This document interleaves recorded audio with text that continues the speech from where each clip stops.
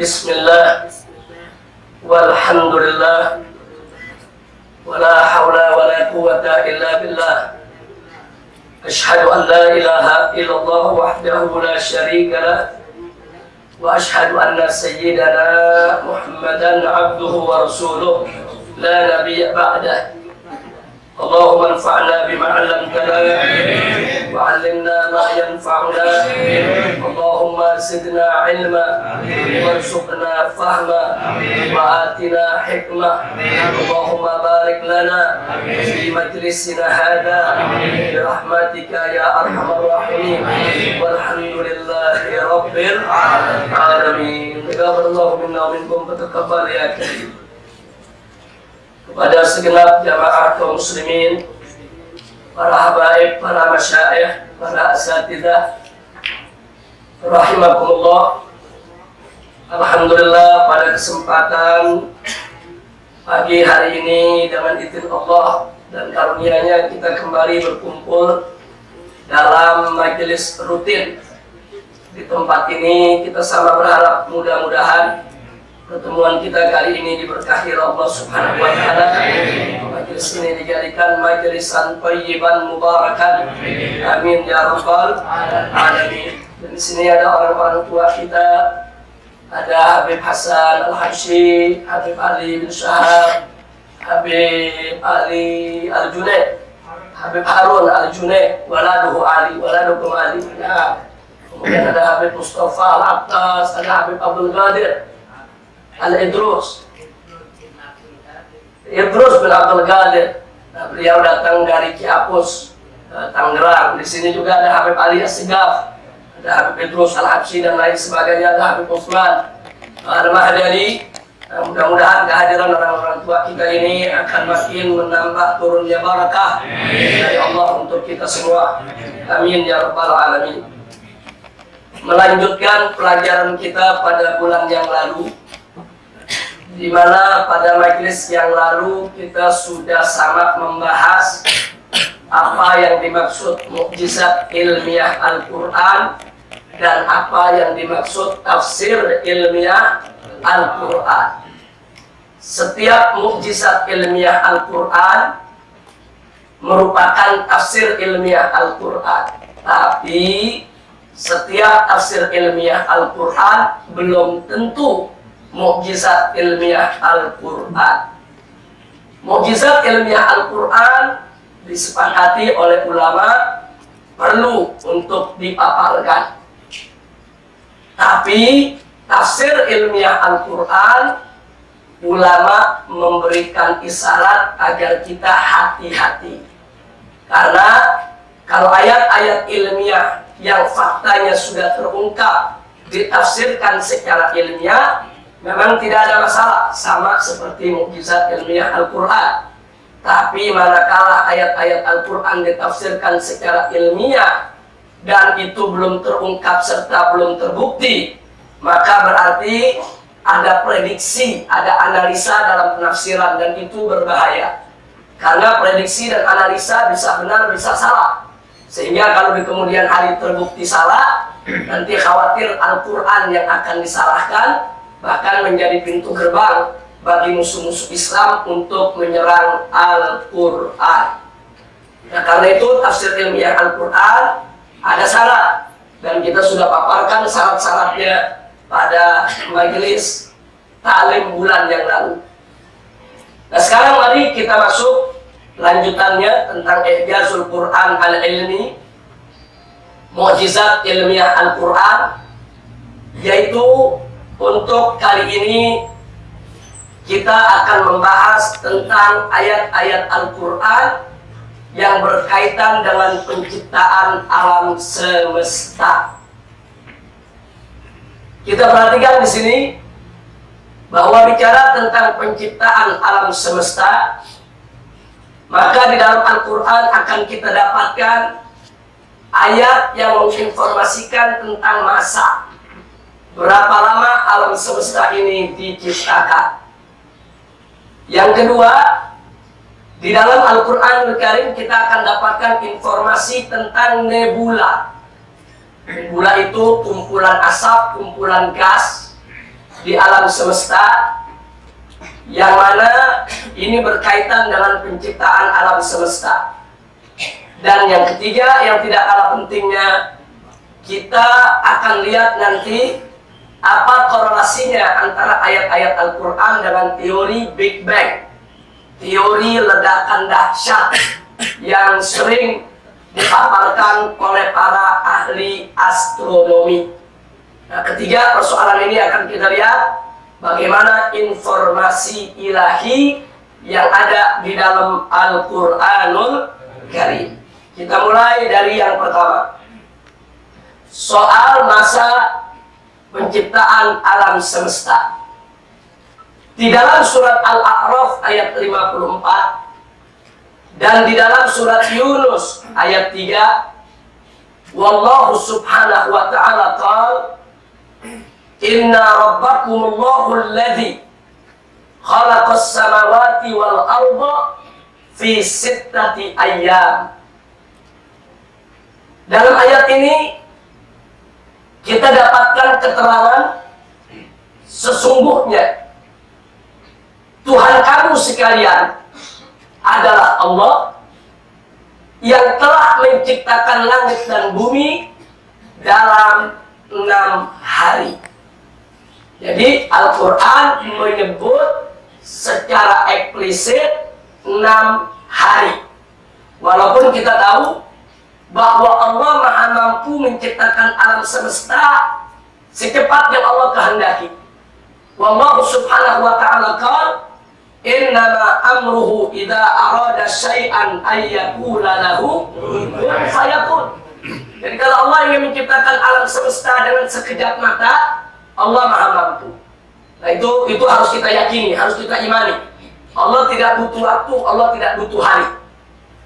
Tapi yang menarik dalam ayat ini, Allah informasikan kepada kita bahwa Allah ciptakan alam semesta, yaitu langit dan bumi, selama 6 hari. Nah di sini soal penciptaan alam semesta, soal masanya 6 hari ini, maka perlu kita kaji. Apa makna hari dalam Al-Quran? Kita mesti lihat makna hari dalam Al-Quran itu apa. Yang pertama, yang dimaksud hari dalam Al-Quran adalah hari sebagaimana yang kita maklumi bersama, yaitu dari pagi ketemu pagi. Kadang-kadang hari dalam bahasa Arab yang dimaksudkan cuma dari pagi sampai sore, sore sampai pagi disebut malam. Tapi kalau disebut hari, kadang-kadang maksudnya sehari semalam. Tapi di dalam Al-Quranul Karim kita dapatkan makna hari yang lain, makna hari yang tidak kita pahami sehari-hari. Mari kita lihat apa Allah firmankan dalam Al-Quranul Karim. Wallahu subhanahu wa ta'ala qala wa inna yawman inda rabbika ka'alfi sanatin mimma ta'uddun. Jadi di dalam ayat ini Allah subhanahu wa ta'ala menyatakan sesungguhnya sehari di sisi Tuhanmu adalah seperti 1000 tahun menurut perhitunganmu. Jadi ayat ini menginformasikan kepada kita bahwa di sana ada satu hari yang sama dengan 1000 tahun kita. 1000 tahun hitungan manusia. Tegas, ini ayat eksplisit secara terang dan nyata menyebutkan kepada kita bahwasanya di sana ada hari yang lamanya sama dengan 1000 tahun di atas muka bumi ini, saudara. Subhanallah, walhamdulillah, wala ilaha illallah, wallahu akbar. Nah, ayat ini ada dalam surat Al-Ahzab ayat 38. Ayat yang kita tulis ini ada di dalam surat Al-Ahzab ayat 38. Bahkan Di dalam ayat yang lainnya, yaitu dalam surat masih Al-Ahzab ayat 62, Allah menyatakan, faqala ta'ala yudabbirul amra minas samai ilal ard thumma ya'ruju ilayki fi yawmin kana miqdaruhu alfa sanah mimma ta'uddun. Di sini Allah nyatakan dia, yaitu Allah, mengatur urusan dari langit sampai ke bumi. Kemudian urusan itu naik kepadanya dalam satu hari yang kadar lamanya adalah 1000 tahun menurut perhitunganmu. Jadi ada 2 ayat dalam satu surat, yaitu surat Al-Ahzab. Allah menyatakan bahwa di sana ada satu hari yang sama dengan 1000 tahun kita.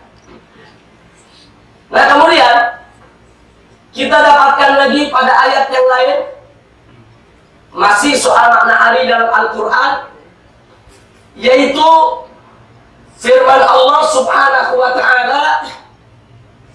Maaf, saya ralat. Surat tadi bukan Al-Ahzab, bukan. Surat As-Sajdah ayat 5 yang tadi. As-Sajdah ayat 5. Berarti 2 ayat dalam 2 surat berbeda. Ada satu ayat lagi dalam surat Al-Ma'arij ayat 4. Faqala ta'ala ta'rujul malaikatu warruhu ilaihi fi yawmin kana miqdaruhu khamsina alfasana. Di sini Allah nyatakan malaikat-malaikat dan ruh. Ruh itu maksudnya malaikat Jibril alaihis salam naik menghadap kepada Allah dalam sehari yang kadar lamanya 50.000 tahun. Jadi berarti dalam Al-Quran ini makna hari ada 3. Di dalam Al-Quranul Karim yang dimaksud dengan hari itu, saudara, ada 3. Pertama, 1 kali 24 jam, sehari semalam yang kita kenal. Sedangkan yang kedua sama dengan 1000 tahun dunia. Sedangkan yang ketiga 50.000 tahun dunia. Nah, sekarang muncul pertanyaan, apakah makna hari hanya 3 ini saja? Atau ada hari lain yang lebih lama lagi? Jawabnya wallahu a'lam. Tapi di dalam Al-Quran tidak ada pembatasan bahwa hari itu hanya 3 ini saja, tidak ada pembatasan. Walaupun Al-Quran tidak menyebutkan ada hari lain lebih lama dari ini.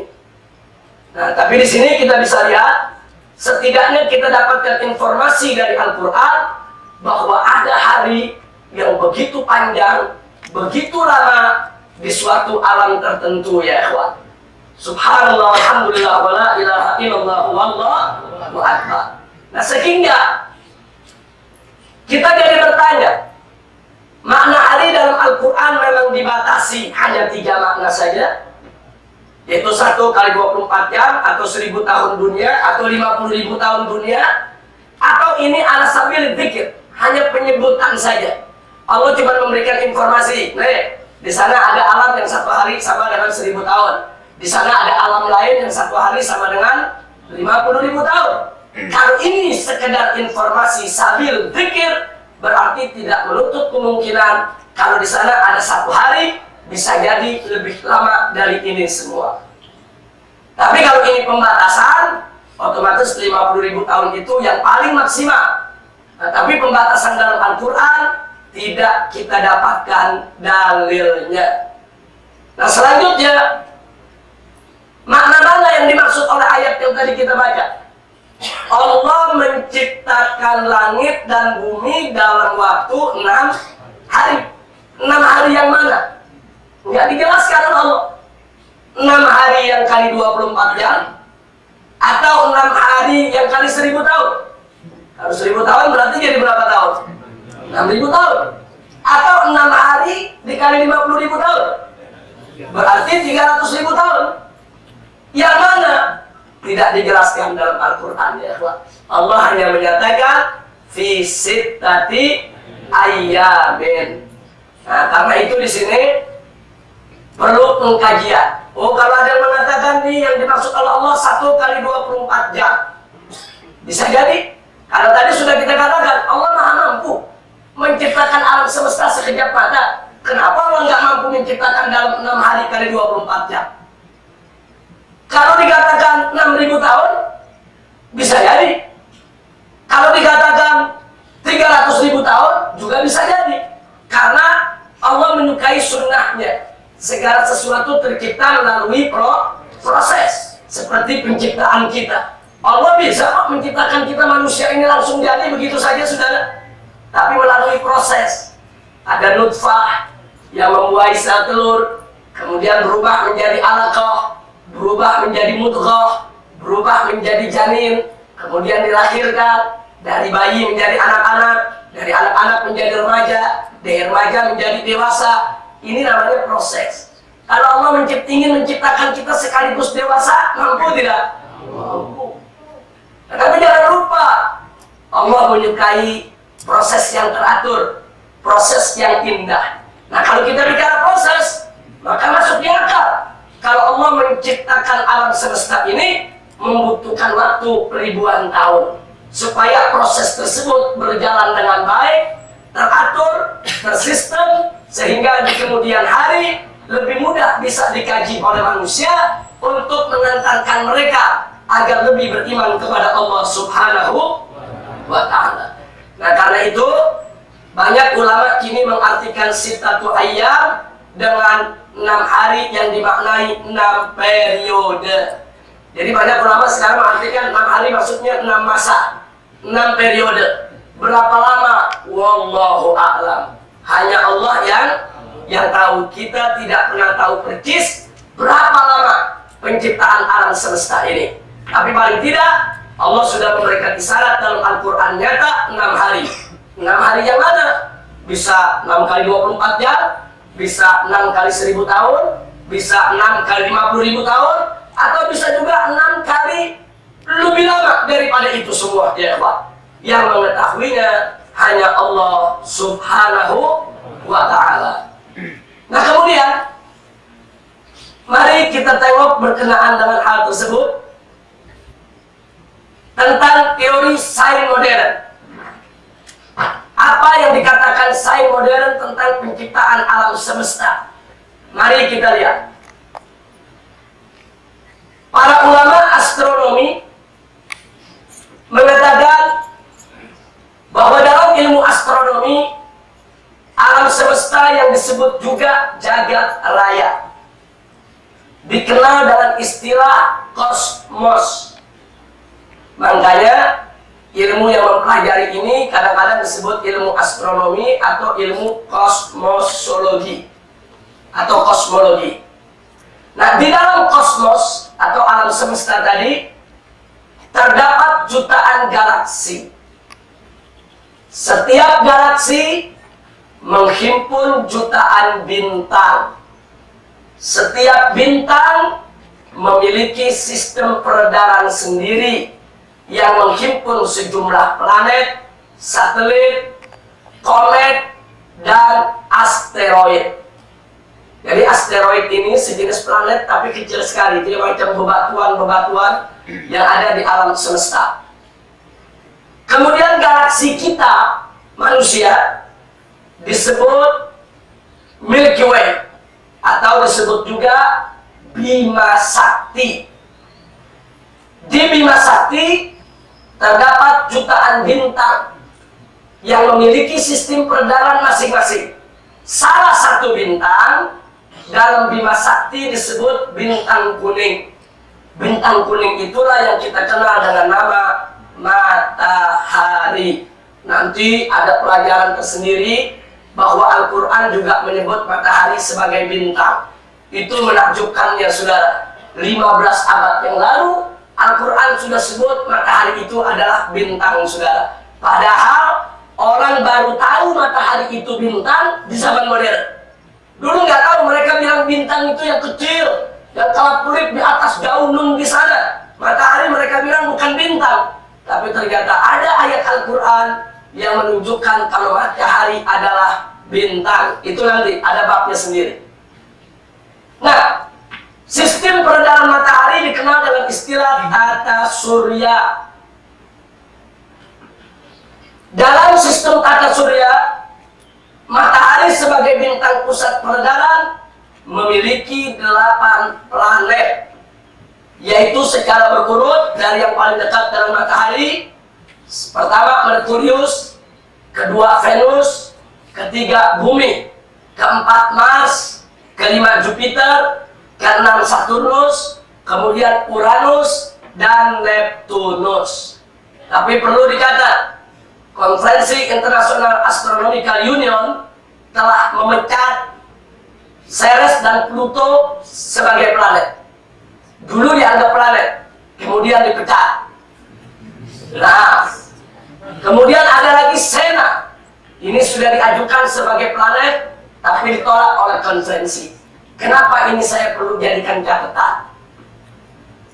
Nabi Yusuf alaihissalam diceritakan oleh Allah dalam Al-Quran bahwa beliau cerita kepada ayahnya, yaitu Nabi Yakub alaihissalam. Apa kata Nabi Yakub? Wahai ayah, aku melihat dalam mimpiku asy-syamsa wal qamar wa ahada asyar kaukaban. Aku lihat dalam mimpiku ada matahari, ada bulan, dan ada 11 kaukab.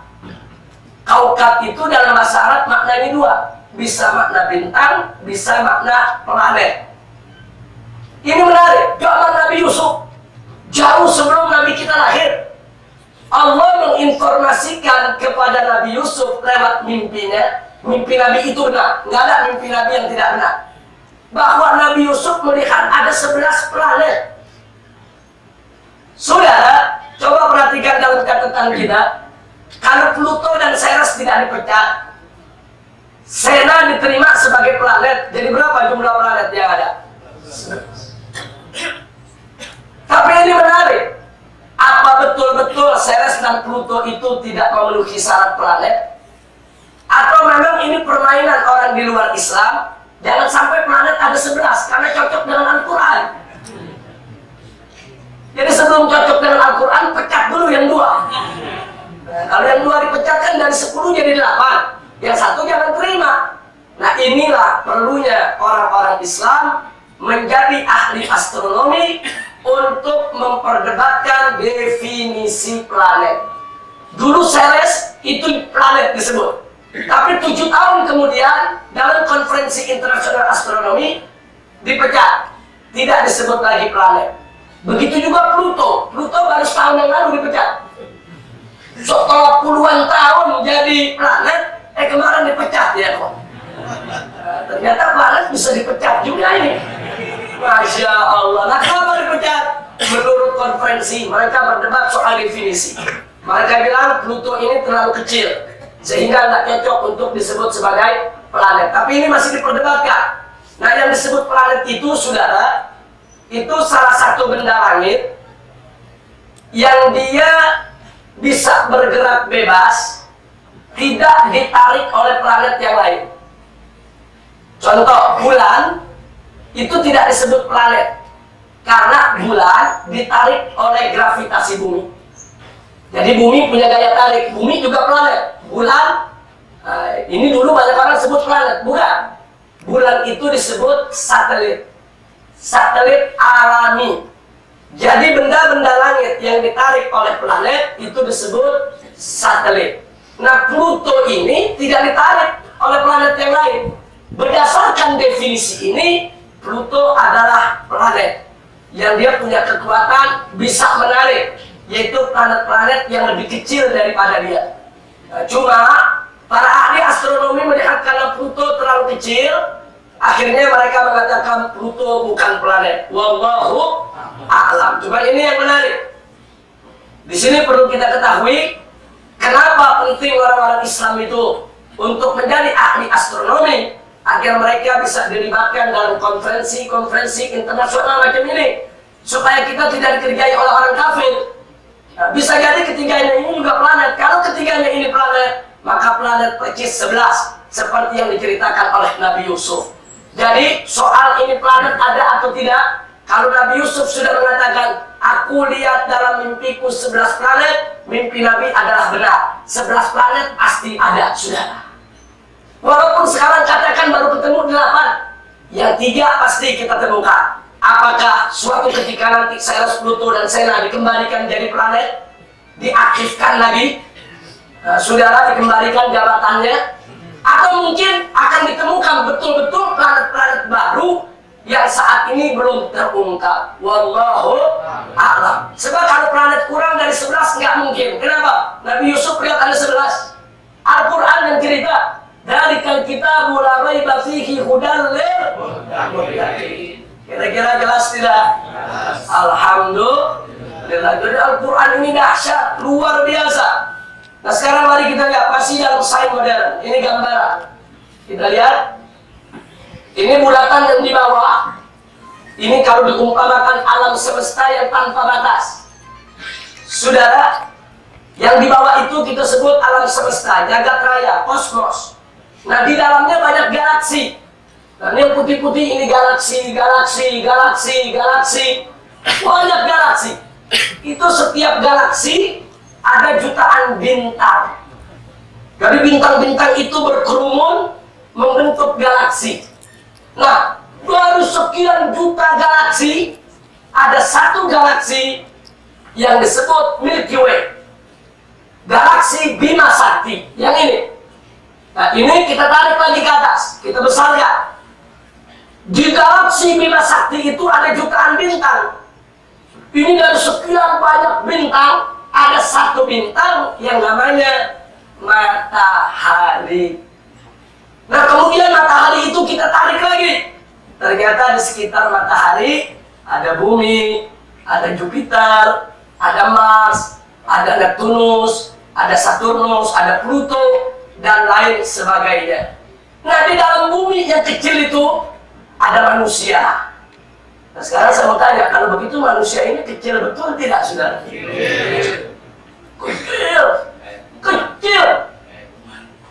Kecil, kuman masih lebih gede apa ini? Ini manusia ini kalau dibandingkan dengan seluruh ciptaan Allah sangat kecil. Kecil di dalamnya kecil betul. Tapi subhanallah, walaupun kita makhluk yang kelihatan kecil di alam semesta, tapi kita mendapat perhatian yang paling besar dari Allah. Alhamdulillah. Jadi pantas waktu Allah menyerahkan amanat untuk menjadi khalifah di atas muka bumi, nggak ada berani jadi khalifah, saudara. Saking beratnya itu amanat, akhirnya amanat itu diberikan kepada manusia. Tapi di sini kita mesti pahami betul bahwa kita ini manusia begitu kecil, tidak ada artinya di hadapan kebesaran Allah. Karena itu jangan sekali-sekali kita menentang atau membangkang kepada Allah Subhanahu wa Ta'ala. Jadi ini hendaknya harus menjadi pendorong bagi kita agar lebih beriman kepada Allah Subhanahu wa Ta'ala. Nah baiklah, setelah kita sampaikan yaitu teori yang pertama dan kedua tadi, maka yang ketiga yang perlu kita ketahui, teori ilmiah menyatakan bahwasanya kosmos yang merupakan himpunan dari ribuan galaksi yang menghimpun bermiliar-miliar bintang yang ada di alam semesta, diperkirakan oleh para ahli astrofisika. Jadi astrofisika itu seorang ahli astronomi, tapi dia pandai ilmu fisika untuk menghitung jarak-jarak antara planet-planet yang ada dan untuk menghitung kecepatan-kecepatan, yaitu berputarnya bumi, berputarnya galaksi, dan lain sebagainya. Nah, sedang sistem tata surya diperkirakan berumur 5 miliar tahun. Perkiraan ini berdasarkan perhitungan data-data tentang proses perpadatan, kondensasi, dan proses pengecilan kumpulan gas primitif nebula primer yang beredar kemudian proses ledakan dahsyatnya yang menimbulkan pecahan berupa potongan-potongan benda keras, selanjutnya masuk dalam proses pembentukan berbagai benda langit di alam semesta. Jadi maksudnya saudara, dulu diperkirakan bagaimana bumi ini terjadi. Nah, ini kita bicara bumi dulu sebelum bicara alam semesta. Bumi nggak terjadi begitu saja. Jadi para ahli sains modern memperkirakan dulu terjadi ledakan dahsyat, saudara, yang ledakan itu melempar benda-benda langit ke seluruh ufuk. Benda-benda itu sangat-sangat panas karena mengandung fusi nuklir yang sangat tinggi. Tapi kemudian begitu dia terpecah dari sumbernya, dia mengalami pendinginan. Begitu dia mengalami pendinginan, dia beku, kemudian dia menjadi planet. Ini prosesnya tidak sehari dua hari, tapi ini prosesnya sangat panjang, dan para ahli astrofisika mereka menghitung dengan rumus. Ini kalau satu unsur, karena yang namanya bumi ini kan banyak unsur. Ada unsur belerang, ada unsur fosfor, ada unsur emas, ada unsur besi, ada unsur magnesium, ada unsur seng dan lain sebagainya. Mereka sudah hitung. Unsur ini dari panas membeku membutuhkan waktu sekian tahun. Unsur ini dari panas membeku membutuhkan waktu sekian tahun. Baru setelah itu mereka semua menyatu, membentuk satu planet seperti bumi. Dan itu membutuhkan waktu jutaan tahun. Ini berdasarkan hitungan. Jadi jangan langsung kita ambil, oh ini pasti benar. Belum tentu. Hitungan mereka belum tentu benar. Tapi yang menarik, berarti sains modern sepakat bahwa alam semesta ini diciptakan lewat proses yang sangat panjang. Nah, apakah ini bertentangan dengan Al-Quran? Tidak. Al-Quran mengatakan 6 hari. Apa enggak bertentangan? Ini mengatakan sains modern lama prosesnya. Al-Quran mengatakan 6 hari. Sama sekali tidak bertentangan. Kenapa? Karena 6 hari dalam Al-Quran ada yang nilainya 300.000 tahun. 6 hari dalam Al-Quran ada yang nilainya tadi 6.000 tahun. 6 hari dalam Al-Quran bahkan bisa lebih lama dari itu semua, saudara. Nah, jadi artinya penemuan sains modern semacam ini ternyata tidak bertentangan dengan informasi Al-Quranul Karim. Jadi kesimpulannya, alam semesta yang begitu luas dan menakjubkan, dengan jumlah galaksi yang tidak terhingga, serta memiliki sistem yang begitu teratur dan indah. Ingat, tidak terhingga ini dalam ilmu kita, bukan dalam ilmu Allah. Kalau dalam ilmu Allah, tidak ada makhluk yang tidak terhingga, nggak ada. Semua makhluk dalam hitungan Allah. Semua makhluk dalam pengetahuan Allah, tidak terhingga dalam hitungan manusia, karena kita nggak mampu untuk menghitungnya. Sebab yang tidak terhingga itu kekuasaannya ya Allah, bukan makhluk ya saudara. Yang namanya makhluk nggak ada yang nggak terhingga.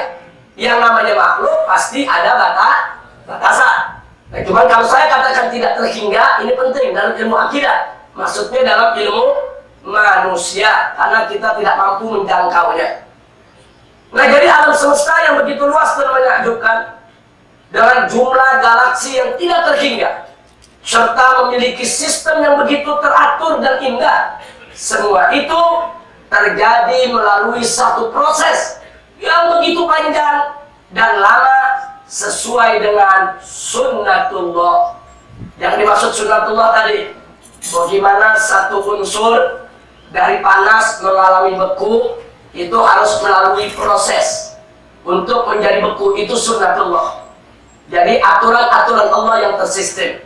Subhanallah, fakta ilmiah tersebut di atas yang baru terungkap di abad modern ternyata sejalan dengan apa yang diisyaratkan dan diinformasikan Al-Quran sejak 15 abad yang lalu, di mana Al-Quran mengisyaratkan bahwa masa penciptaan alam semesta berlangsung dalam waktu 6 hari atau 6 periode. Dan di dalam Al-Quran ada ayat menyebutkan satu hari ada yang sama dengan 1000 tahun, satu hari ada yang sama dengan 50.000 tahun, dan tidak menutup kemungkinan satu hari mungkin bisa ada ratusan ribu tahun atau jutaan tahun, sehingga informasi tersebut sejalan dengan penemuan dalam dunia sains modern. Alhamdulillah. Kira-kira jelas tidak? Ini yang menakjubkannya daripada Al-Quranul Karim. Nah, sekarang mari kita lihat. Pertama sudah kita jelaskan soal massa. Sekarang kita masuk yang kedua, soal nebula. Apa sih kaitannya dengan nebula? Sebelum kita bicara soal Big Bang, mari kita lihat soal nebula. Allah berfirman dalam surat Fussilat ayat 11. A'udzu billahi minasyaitonir rajim. Bismillahirrahmanirrahim. Tsumma istawa ila as-sama'i wa hiya dukhanun. Shadaqallahul azim. Allah menyatakan tsumma istawa, kemudian dia Allah menuju kepada penciptaan langit. Bagaimana cara Allah menciptakan langit? Allah nyatakan dan langit itu ketika itu waktu penciptaan masih merupakan dukhon. Apa dukhon? Asap. Allah yang kasih tahu dulu langit masih berupa asap. Nah sekarang mari kita lihat saudara, apa kata sains modern tentang asap tadi saudara. Mari kita lihat. Sains modern mengatakan gumpalan asap di alam semesta dikenal dalam ilmu astronomi dengan sebutan nebula. Nebula itu gumpalan asap di alam semesta. Kata nebula berasal dari bahasa Latin yang berarti kabut. Bentuk jamaknya nebula. Para ahli astronomi menyatakan bahwa galaksi penuh dengan nebula. Tadi yang kita gambar itu galaksi-galaksi, ada jutaan bintang. Itu di antara bintang-bintang banyak nebula. Nebula itu kumpulan gas asap yang di dalamnya juga terdapat benda-benda padat yang satu sama lainnya saling mengikat karena ada gravitasi. Jadi kalau mereka muter bersama. Mereka jalan bersama. Ini yang disebut nebula. Nah kemudian nebula yang digambarkan sebagai awan gas dengan debu yang bercahaya di antara bintang-bintang. Ada yang bercahaya sendiri karena di dalamnya ada fusi nuklir, panas betul seperti bintang, planet baru. Jadi ternyata sains modern mengakui memang penciptaan benda-benda langit ini pada awalnya semua ada asap. Mau langit, mau bumi, mau semua benda langit, semua berasal daripada nebula. Subhanallah. Sains modern mengatakan semua benda langit dari nebula. Al-Quran mengatakan Allah ciptakan langit dari apa? Asap. Berarti nebula dan asap sama tidak? Sama. Jadi mana lebih dulu yang mengatakan langit ini diciptakan dari asap? Sains modern atau Al-Quran? Al-Quran. Jadi kita bisa lihat ya kawan. Nah sekarang mari kita lihat masih soal sains modern, yaitu bahwa fakta ilmiah menunjukkan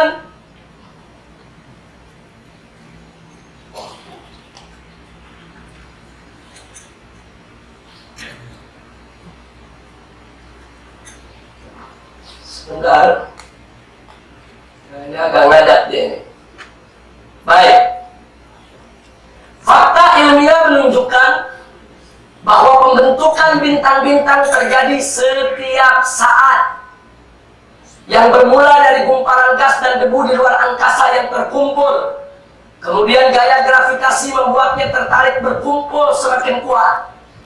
Gas di tengah gumpalan yang menguat tersebut menjadi sangat panas dan terlumat sehingga fusi nuklir dapat terjadi.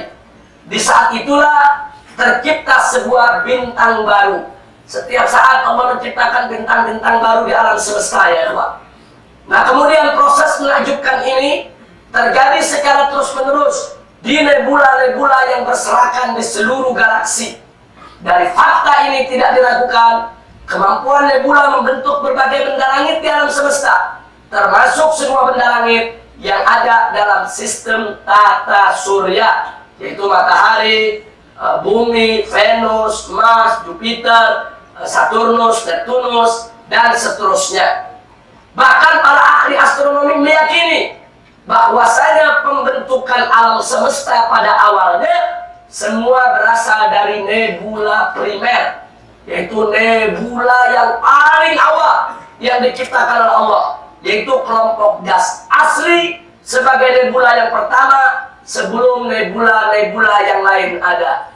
Jadi para ahli astronomi punya keyakinan sebelum alam semesta ini Allah ciptakan nebula, asap, kemudian asap itu berproses, kemudian tercipta benda-benda langit, tercipta bintang-bintang, tercipta galaksi-galaksi, akhirnya terbentuk sebagai jagat raya. Dari mana para sains modern itu meyakini? Sebab di zaman sekarang ini, ilmu astronomi dan alat-alat canggih, mereka mengamati. Ternyata sampai saat ini masih banyak nebula-nebula yang seperti itu, walaupun ukurannya kecil. Jadi ini nebula kumpul itu asap, benda-benda disedot oleh dia, makin lama makin rapat, akhirnya menyatu ya Pak. Begitu menyatu mereka ada yang jadi asteroid, ada yang jadi planet, ada yang jadi benda-benda lainnya, dan ini berlangsung sampai hari ini. Bahkan ada yang jadi bintang baru, yang mana setelah dia bersatu, akhirnya dia mengeluarkan cahaya. Kenapa ada cahaya? Karena ada fusi nuklir di dalamnya ya Pak, yang tingkat panasnya luar biasa. Nah, karena ini terjadi, maka sejak kapan ini terjadi? Setiap hari ada bintang baru, setiap hari ada proses. Berarti ini terjadi sejak dulu kala. Berarti proses alam semesta yang dulu kala tidak berbeda dengan apa yang terjadi dalam penciptaan bintang baru. Alhamdulillah. Nah, yang penting bagi kita, ini ada beberapa contoh. Ini contoh nebula. Nah, ini saya nggak kelihatan di sini. Kalau yang di luar mungkin kelihatan. Ini contoh-contoh nebula. Karena ini sudah lemah, dia punya lampunya. Insya Allah nanti akan kita ganti. Nah, ini contoh-contoh nebula. Di sini ada nebula Rosetta, ada nebula Helion, ada nebula-nebula yang lainnya. Nah, nebula-nebula ini merupakan tempat di mana terjadinya berbagai macam benda langit. Alhamdulillahirabbil alamin. Nah, lalu baiklah, kalau kita sudah lihat beberapa aneka nebula, lalu apa kesimpulan yang kita ambil? Subhanallah, sejak 15 abad lalu Al-Quran menyatakan bahwa asal langit adalah dukhon, yaitu berarti gumpalan asap. Kini fakta ilmiah menetapkan bahwa pembentukan alam semesta dengan berbagai benda langitnya berawal mula dari nebula. Apa itu nebula?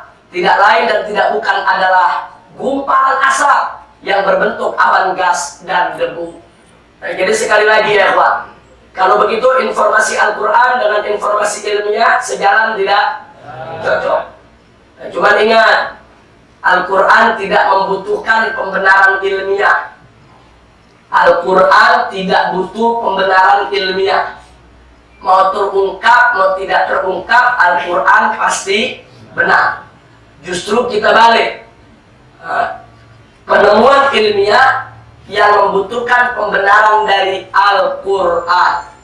Jadi kalau sains modern mengatakan alam semesta tercipta dari nebula, kita benarkan.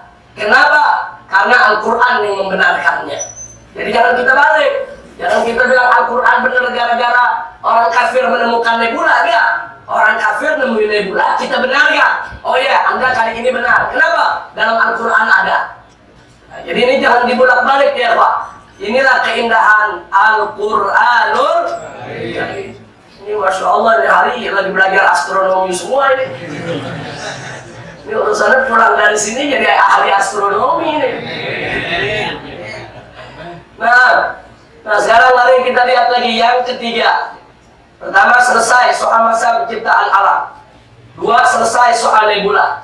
Sekarang yang ketiga, soal Big Bang. Mari kita lihat Al-Quran, saudara. Di dalam Al-Quranul Karim surat Al-Anbiya ayat 30,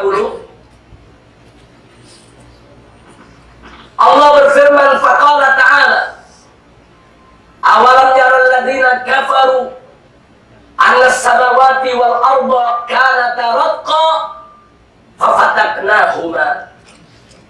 Luar biasa saudara. Allah menyatakan di sini, awalam yaral ladzina kafaru, Apa orang-orang kafir tidak lihat, tidak tahu?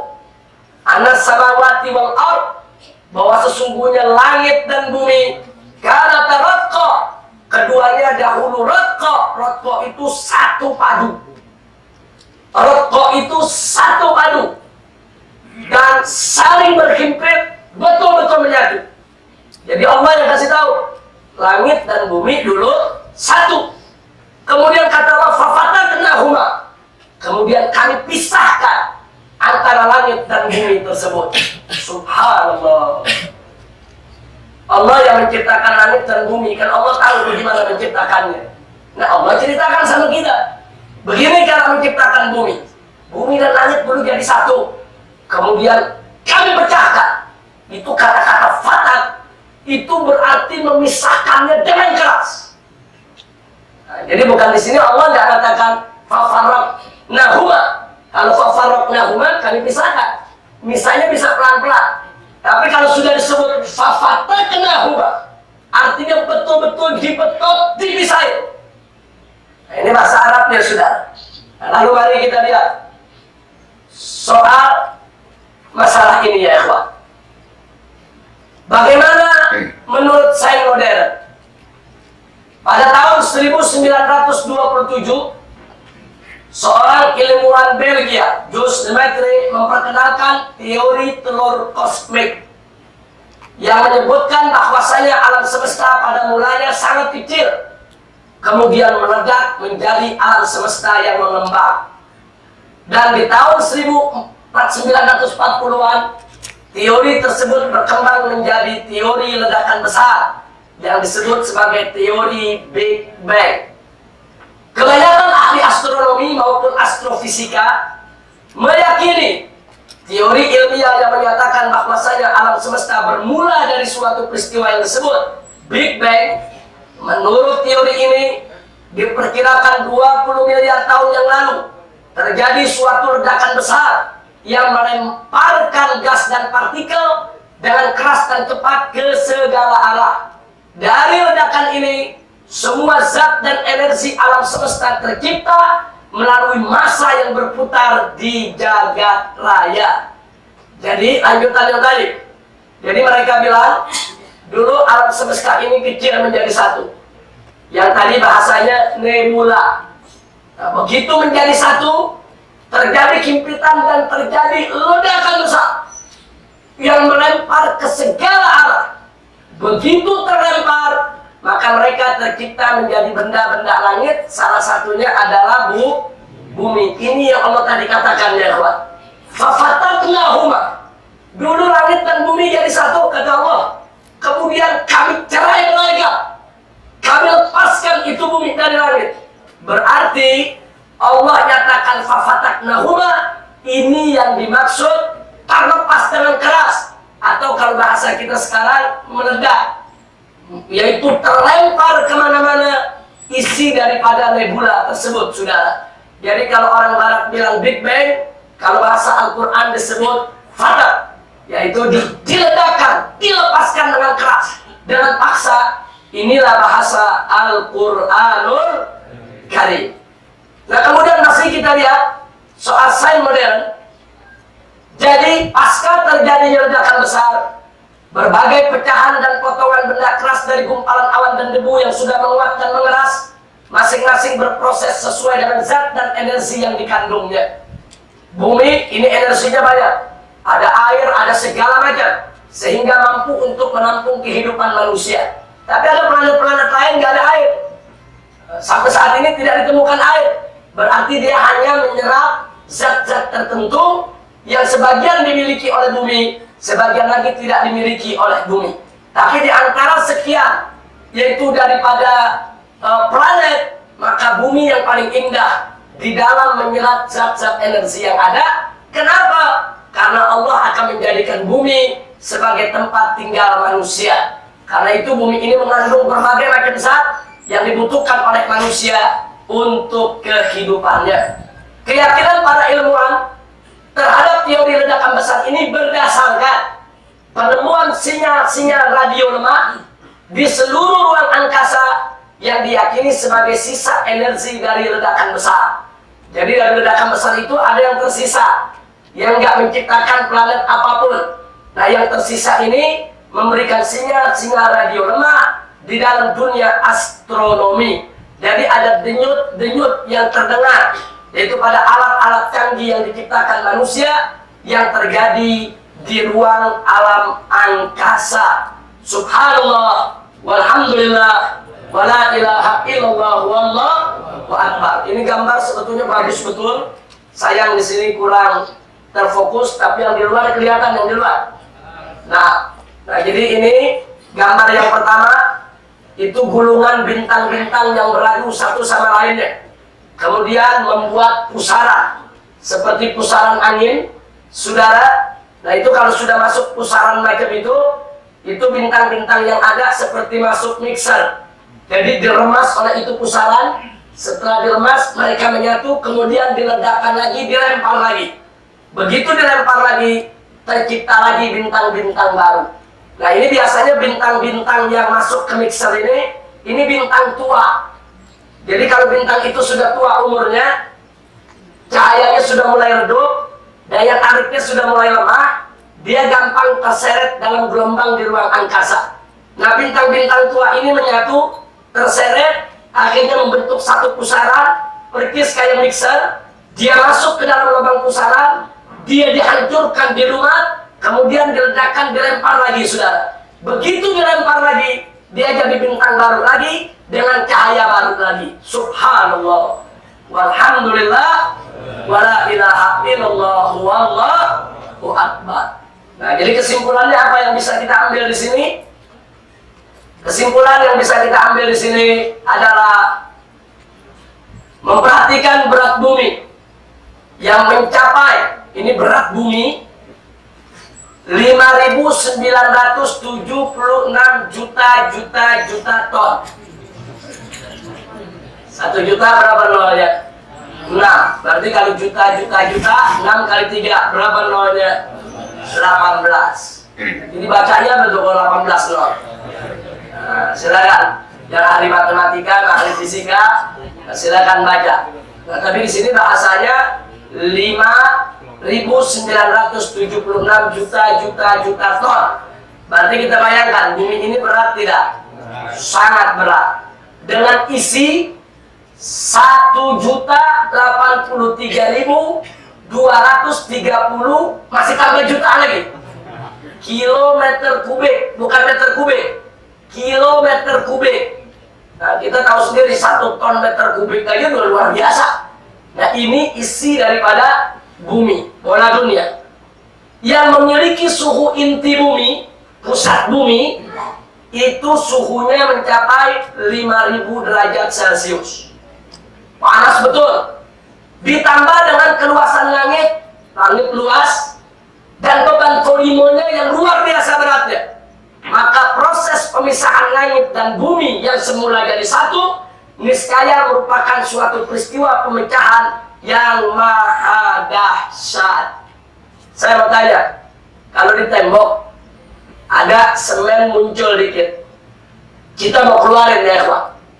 Kita mau copotin itu semen dari tembok. Nah, kalau semennya bulat begini aja, kadang-kadang kita perlu palu untuk kita ketok. Perlu tekan, perlu keras, supaya dia terlepas. Itu cuma semen dikit. Nah, Anda bayangkan bumi yang tadi 5.976 juta ton, ini Allah mau pisahkan dari langit. Jadi kita bisa bayangkan prosesnya itu maha dahsyat, sangat keras, akan terjadi dentuman di alam semesta. Ini yang orang Barat mengatakan Big Bang, ledakan besar, ledakan dahsyat. Sebelum orang Barat cerita ledakan dahsyat, Al-Quran sudah menggambarkan kedahsyatan daripada pemisahan bumi. Tentunya goncangan dan dentuman besar akan menggelegar, menyentakkan jagat raya. Itulah karenanya Al-Quran menggunakan lafaz fatak, fafataknahuma, untuk mengesankan dan menggambarkan kedahsyatan peristiwa pembelahan tersebut. Subhanallah, Al-Quran sejak berabad-abad yang lalu telah mengisyaratkan teori ledakan besar dengan istilah fatak. Jadi saya bertanya sekali lagi, Kalau gitu yang bicara soal ledakan besar, dahsyat, pemisahan langit dan bumi, teori orang barat dulu atau Al-Quran? Nah, berarti mana lebih dulu, orang barat atau Al-Quran? Al-Quran. Nah, jadi Al-Quran tidak butuh pembenaran daripada sains, tapi sains yang membutuhkan pembenaran dari Al-Quranul Karim. Nah, baiklah saudara, kita sudah selesai bicara soal masa, kita sudah selesai bicara soal nebula, kita sudah selesai bicara soal Big Bang. Akhirnya kita kembali kepada janji Allah dalam Al-Quran. Surat Fussilat ayat 53. A'udzu billahi minasyaitonir rajim. Bismillahirrahmanirrahim. Sanurihim ayatina fil afaq wa fi anfusihim hatta yatabayyana lahum annahul haq. Shadaqallahul aliyyul azim. Allah menyatakan sanurihim, kami akan perlihatkan kepada mereka, kepada seluruh umat manusia, khususnya kepada yang tidak percaya Al-Quran, ayatina, tanda-tanda kebesaran kami, fil afaq.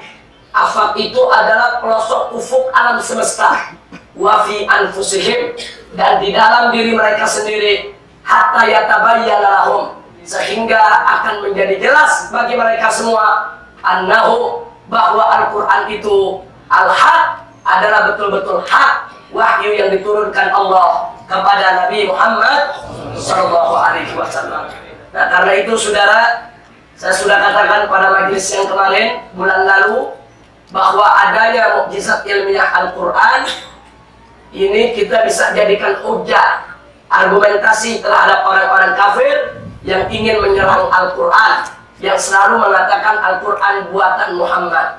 Nah, sekarang mari kita lihat, andai kata, waliyadu billah min andai kata Muhammad dusta bukan Nabi, andai kata Muhammad mengarang Al-Quran sebagai kitab suci, mana mungkin seorang pendusta di tengah padang pasir yang tandus, hidup di kota Mekah, yang tidak bisa baca, tidak bisa tulis, yang tidak mengenal ilmu pengetahuan canggih, yang saat itu tidak ada alat-alat teropong astronomi, belum tercipta pesawat ulang-alik, mana mungkin bisa cerita fakta ilmiah sehebat ini, saudara?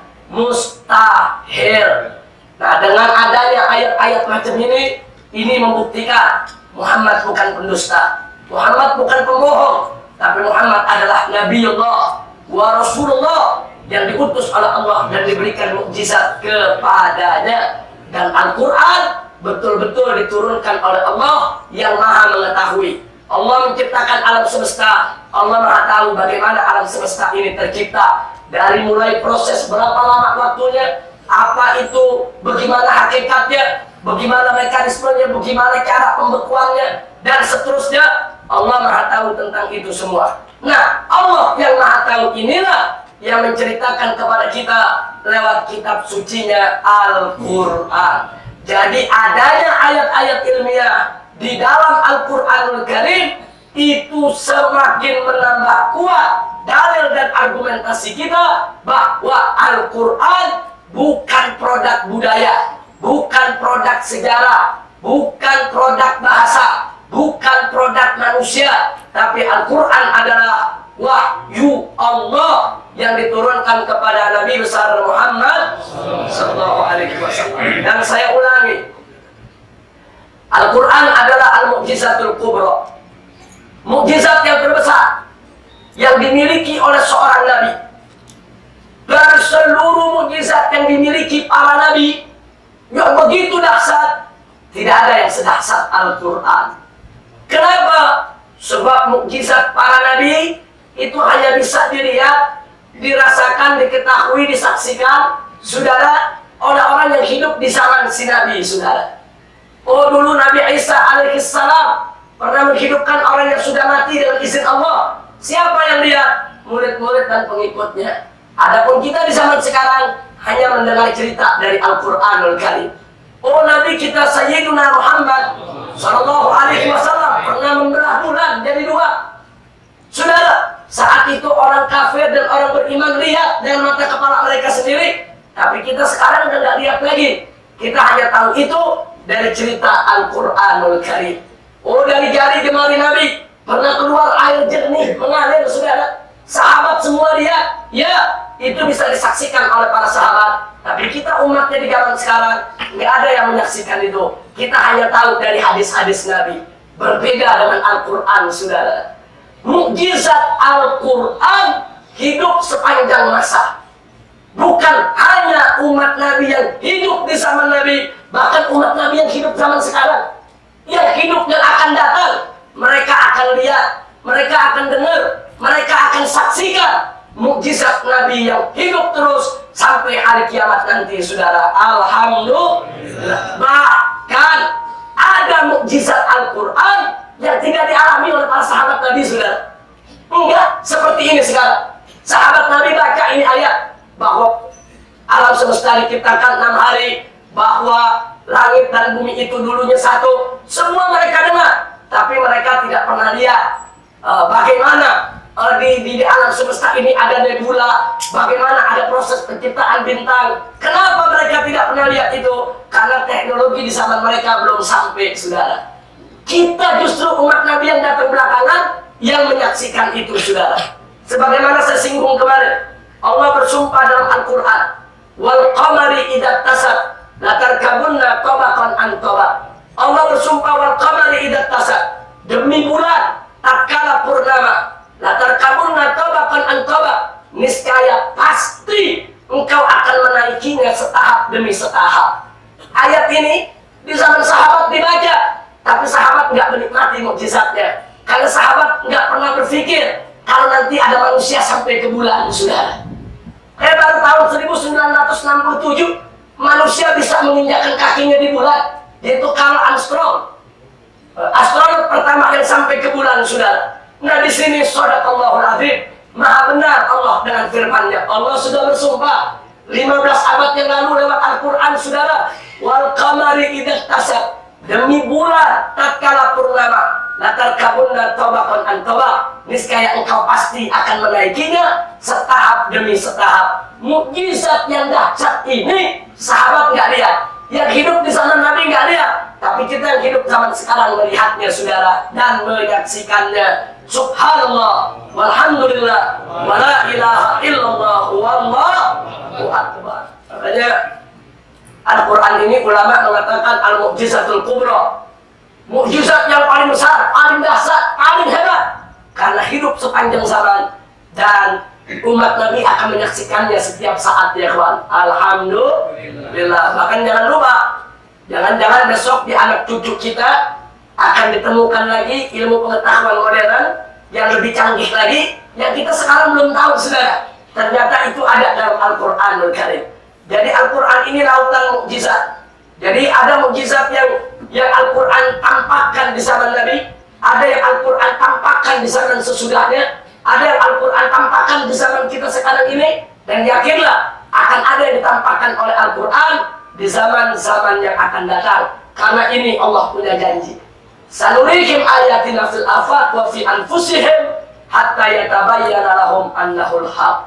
Shadaqallahul azim. Nah, inilah yang bisa saya sampaikan. Mudah-mudahan manfaat untuk kita semua. Nah, ini saya, sebagaimana saya katakan kemarin, ini sudah saya tulis semua di buku ini. Ini buku saya tulis waktu saya di penjara yang kemarin. Jadi dalam penjara saya sempatkan waktu untuk baca Quran, baca tafsir, mengkaji, menulis. Salah satunya yang kita dalami adalah mukjizat ilmiah Al-Quran.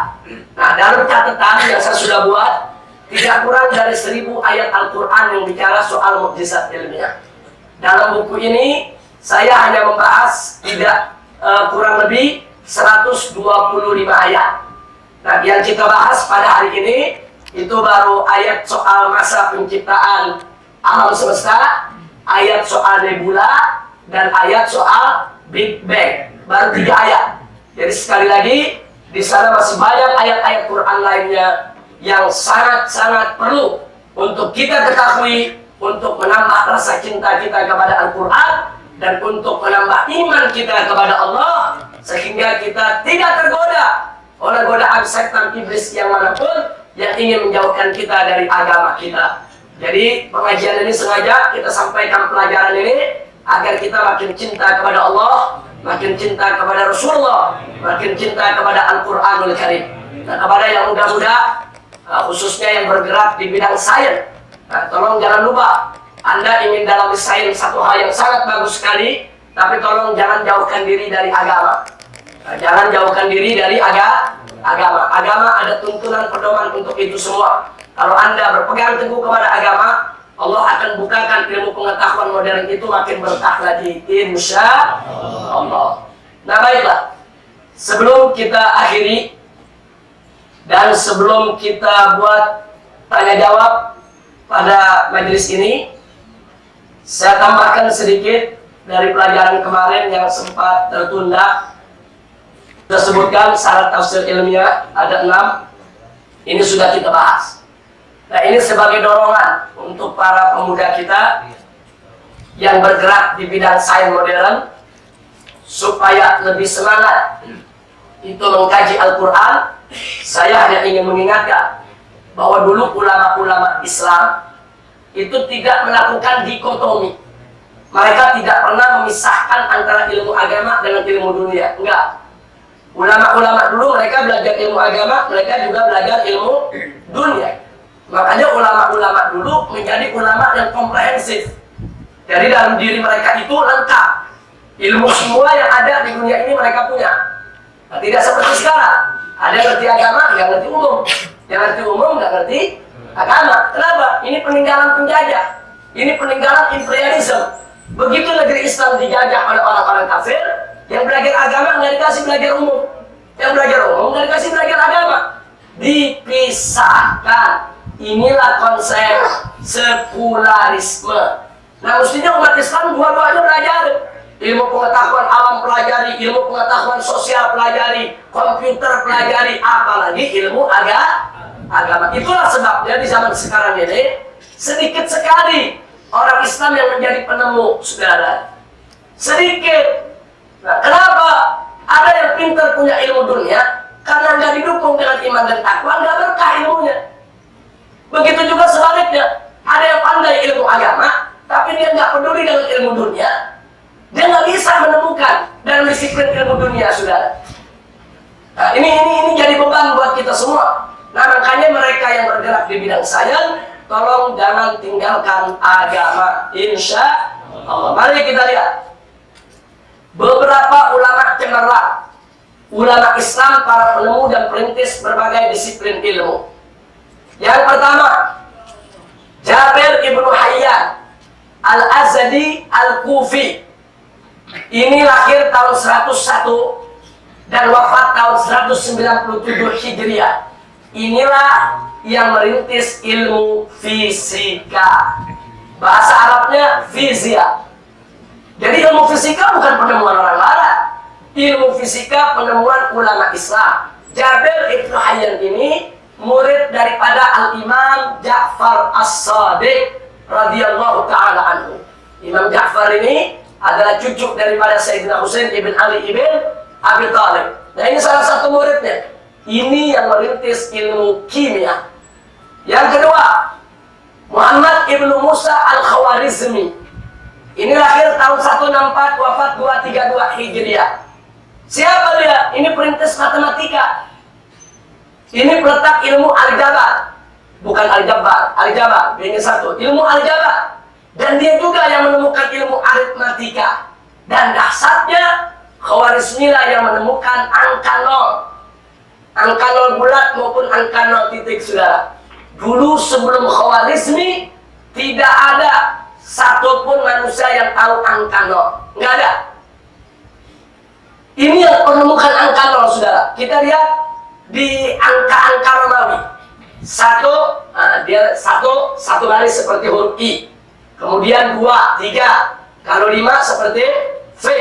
Kalau 10 dengan apa? Dengan sila. Nggak ada nol. Mereka tidak kenal nol. Jadi tidak ada satupun di dunia ketika itu yang mengenal angka nol. Khawarizmi yang menemukan angka nol, saudara. Begitu Khawarizmi menemukan angka nol, itu revolusi ilmu matematika. Revolusi, yaitu dalam dunia matematika. Nah, ternyata yang menemukannya ulama Islam, bukan orang Barat. Yang ketiga, Abu Yusuf Ya'qub ibnu Ishaq Al-Kindi. Saudara, maaf, tadi kita salah. Tadi ilmu kimia, ini ilmu fisika. Al-Hayyan itu ilmu kimia. Bahasa Arabnya kimia. Kimia. Kalau fisika bahasa Arabnya fisika. Nah, jadi ternyata baik ilmu kimia maupun ilmu fisika, dua-duanya ditemukan oleh ulama Islam. Nah, jadi biar kita tahu, yang menemukan ini semua bukan orang kafir, bukan orang barat. Jadi perintis ilmu kimia Jabir ibnu Hayyan. Nah, kemudian perintis ilmu matematika adalah Ibnu Musa al-Khwarizmi. Penemu ilmu fisika adalah Al-Kindi. Baik, yang keempat, Abu Hasan Thabit ibnu Qurrah. Ini lahir tahun 221, wafat 284 Hijriah. Ini pelekat ilmu fisika matahari. Jadi fisika itu ada astrofisika yang tadi kita cerita, ilmu fisika astronomi. Ada fisika matahari. Ini yang menemukan adalah Ibnu Qurrah dan sekaligus penemu segi 4 magic. Ini sangat terkenal dalam ilmu matematika maupun fisika, ya kawan. Yang kelima, Abu Abdullah Muhammad ibnu Jabir al-Battani. Ini lahir tahun 240, wafat 317. Ini peletak prinsip trigonometri, ilmu segitiga nyari sudut. Di sini saudara Al-Battani inilah yang menemukan sin, cos, tan, dan kotan. Sinus, kosinus, tangen, kotangen. Ini yang menemukan. Bukan orang barat, bukan orang kafir. Yang menemukannya adalah ulama Islam. Dari tahun 240 sampai 317 Hijriah Al-Battani hidup. Ini ilmu baru ditemukan, saudara. Subhanallah, walhamdulillah, wa la ilaha illallah, wallahu akbar. Masih ada lagi yang keenam, Abu Bakar Muhammad ibnu Zakaria Ar-Razi. Ini yang disebut Bapak Kimia Klinik Kedokteran. Lahir juga tahun 240, wafat 311 Hijriah. Kemudian yang ketujuh, Abul Qasim Khalaf ibnu Abbas Az-Zahrawi. Nah, ini Zahrawi ini perintis ilmu bedah kedokteran. Jadi yang pertama kali berhasil membedah manusia, ini orangnya. Nah, jadi ilmu bedah juga bukan dari orang kafir. Orang kafir belajar dari kita, mengembangkan, saudara. Nah, kemudian yang kedelapan, Abu Wafa Muhammad ibnu Muhammad al-Busijani. Ini perintis ilmu geometri dan perumus kalkulus. Subhanallah. Ternyata ini ilmu bukan dari barat.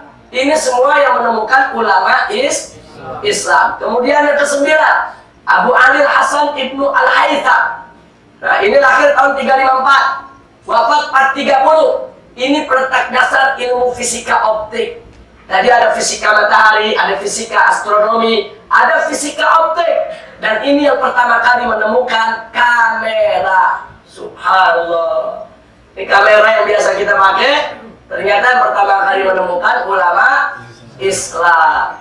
Nah, kemudian yang ke-10, Abu Raihan Muhammad ibnu Ahmad al-Biruni. Nah, ini lahir tahun 362, wafat tahun 442. Inilah peletak sains modern, saudara. Inilah yang merintis ilmu geografi. Dan inilah yang menemukan garis lintang dan bujur, saudara. Jadi kalau kita lihat peta dunia atau bola dunia, ada rintang utara, rintang selatan, ada bujur barat, bujur timur. Yang menemukan Al-Biruni. Oh, saat ini ilmu tentang bujur dan lintang, saudara, sangat manfaat. Pesawat terbang untuk menuju satu kota, itu yang diformat dulu oleh pilotnya, saudara, adalah bujur dan lintang tempat tujuan pesawat itu mau terbang. Termasuk rudal. Rudal itu kenapa bisa tepat? Oh, ini dari satu tempat mau ditembakkan ke satu kota. Nah, cukup cuma lihat itu kota lintang berapa, bujur berapa. Disetel sudutnya untuk rudal tersebut ditembakkan, itu rudal bisa jatuh tepat, saudara. Nah, jadi sekali lagi, siapa menemukan garis bujur lintang ilmu geografi? Ini yang menemukannya adalah Al-Biruni. Nah, kemudian mari kita lihat, masih ada yang ke-11. Abu Ali Al-Husain ibnu Abdillah ibnu Sina. Ini lahir tahun 370, wafat 428. Ini yang orang barat menyebut Avicenna. Ini disebut oleh orang-orang barat bapak ilmu kedokteran. Kalau tadi kimia klinik kedokteran, kalau tadi bedah kedokteran, tapi ilmu kedokteran umum Ibnu Sina yang merintisnya, dan dialah yang menemukan alat suntik. Jadi alat suntik pertama yang menemukan Ibnu Sina, termasuk yang menemukan obat bius. Jadi kalau orang mau dioperasi dibius dulu, nah ini yang menemukannya saudara, bukan orang barat, bukan orang kafir. Yang menemukannya adalah ulama Islam. Yang ke-12, Abdul Fat Umar Al-Khayyam.